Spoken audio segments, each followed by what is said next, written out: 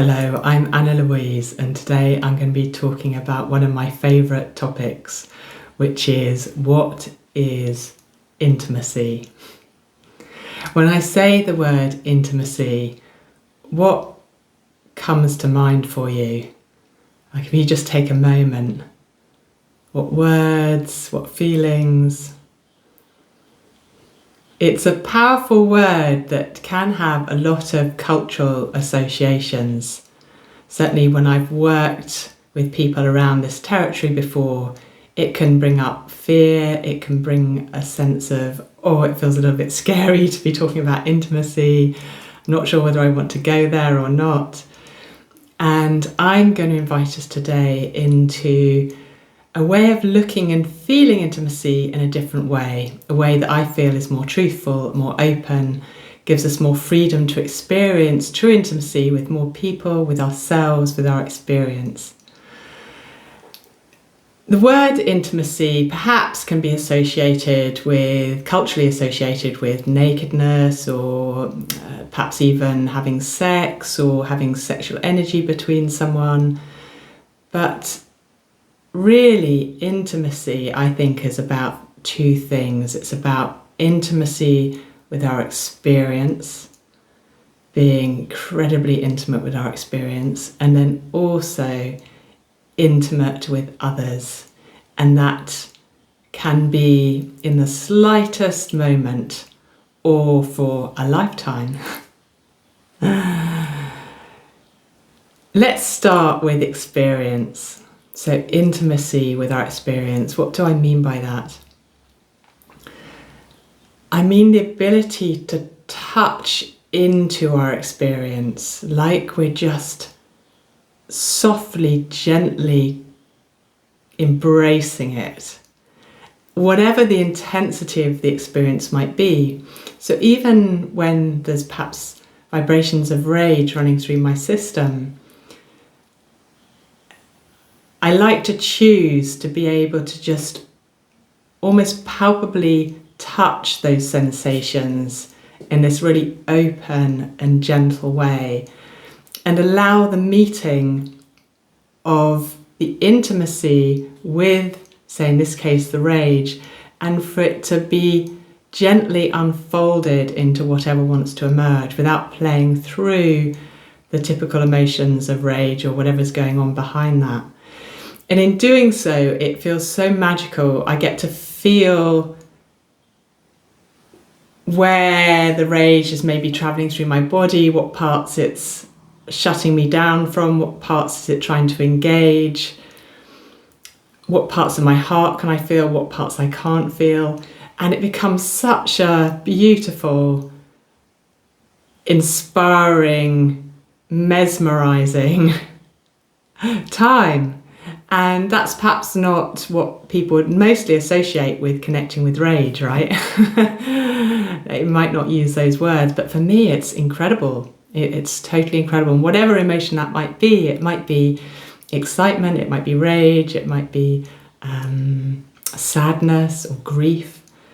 But the ability just to be with it and be intimate with whatever's unfolding. And that's all sorts of levels, being able to be intimate with the physical sensations in our body, being able to be intimate with the thoughts. So what I don't mean is like getting engaged in the thoughts, but just being able to allow the thoughts and feel the wisdom that's there, and it's like softly touching them. And it can be intimate with allowing other dimensions of awareness that we don't normally allow in, but when we open, we might have other information coming through. It can be intimate with our emotions, really getting a finer sensitivity between the different types of emotions and what plays out in us with that. One of the things I love is when I touch into a vibration in myself, maybe an emotion or a way I've configured my reality, and the awareness is unfamiliar to me. It's been playing out in my body, so it's been there, but the awareness of it, the intimacy with it, is new, and it's like, and suddenly it feels like not only do I understand my own experience more, I also am more open to the experience of others as well when they're experiencing that type of vibration. The intimacy of experience. And next I want to talk about intimacy with connection with others. I'd like to reframe what we maybe associate typically with intimacy, about being something perhaps more private, something that is perhaps slightly protected or hidden even. Sometimes when we choose intimacy, it's almost like we want to not show it to the rest of the world because it's something private between one person or another person. But what if intimacy could be as public as joy? What if intimacy could be as free and as open as any other type of experience? And I suggest that it already is. It's just maybe we don't associate it with the word intimacy. So have you ever experienced having a minute glance with someone that it's felt like, with a stranger, that it's felt like there's like an ignition or a magic? And it might only last for a second and you might go in different directions. In that moment, it's almost like this direct connection into the heart and into the nervous system that means that it's created this powerful, intimate moment that potentially one might remember for all of one's life. Some sort of magical connection. And then another example, a very different example, the intimacy of when you're given a gift that's absolutely perfect for you. Someone who knows us well enough to be able to choose and feel what would be just the perfect gift. And that's the intimacy of being really familiar with someone. I had it actually recently, not long ago, maybe about 7 weeks ago. My neighbour came round and he said, "I've got you a Christmas present," and it was spring. And it was wrapped up in Christmas paper, and he gave it to me. And as soon as he handed it to me, I knew what it was, even though he hadn't told me. I knew it was like a Tibetan singing bowl, and I just started crying. And he was like, "What's going on?" I was just so touched. I unwrapped it, and sure enough, that's what it was. And it's one of those things that I'd wanted for a very long time, but I just sensed that up until now it hadn't been perfect timing. It just felt like it was going to fall into place when it fell into place. And yeah, so when I'd looked at it in the past, it didn't feel like the right moment. And then when he gave it to me, it was just like, oh. Yeah, and the fact that he sensed that would be a good present, and he had spent a very long time researching it, and then he used his intuition to get what he felt would be the exact vibrational match for me, is amazingly personal and precious. So I wonder whether you can think of a time when you've received a gift or you've given a gift that's really landed. And let's just notice now what happens thinking that thought. What happens in your experience? Possibly heart opening. What do you notice? Gratitude.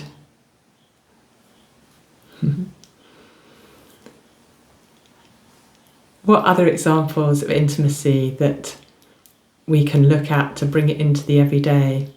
What about when we just might be holding someone's hand? They might be going through a difficult time, and we just reach out with our hand and we hold their hand, communicating that we're with them. And really no words are required at that point, because the touch communicates it all. Or perhaps we've got a hand on someone's shoulder, or maybe even giving them a hug when they're experiencing sadness or some difficulty. For me, true intimacy in a way comes pre-words.